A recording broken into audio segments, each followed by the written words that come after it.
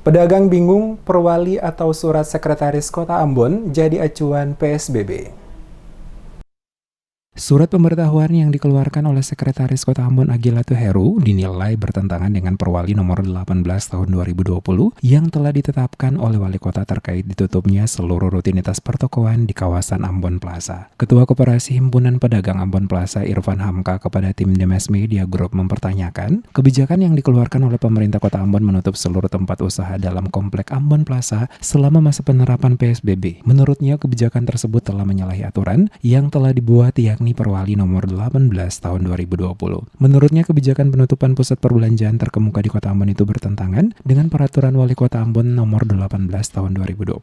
Dalam pasal 36 ayat 3 Perwali Ambon nomor 18 tahun 2020 diatur tentang aktivitas mal, toko, minimarket dan sejenisnya selama penerapan pembatasan sosial berskala besar. Di mana dalam aturan tersebut dikatakan mal, toko swalayan dan minimarket yang berada di pusat perbelanjaan diizinkan buka dengan pembatasan dari jam 8 sampai jam 20 waktu Indonesia Timur. Menurutnya penutupan Ambon Plaza lewat surat pemberitahuan ini adalah bentuk pelanggaran dan patut dipertanyakan. Selain itu juga penutupan Ambon Plaza tidak dibicarakan dengan perwakilan pedagang sehingga tidak satupun pedagang yang mengetahui akan penutupan tersebut. Oleh karena itu selaku Ketua Koperasi Himpunan Pedagang Ambon Plaza mewakili para pedagang di Ambon Plaza meminta Sekretaris Kota Ambon kembali berpikir dalam membuat surat yang dikeluarkannya untuk menutup sementara seluruh rutinitas pertokoan di Komplek Ambon Plaza karena bertentangan dengan Perwali terkait penerapan sosial berskala besar di Kota Ambon, mengingat PSBB hanya membatasi, bukan menutupi.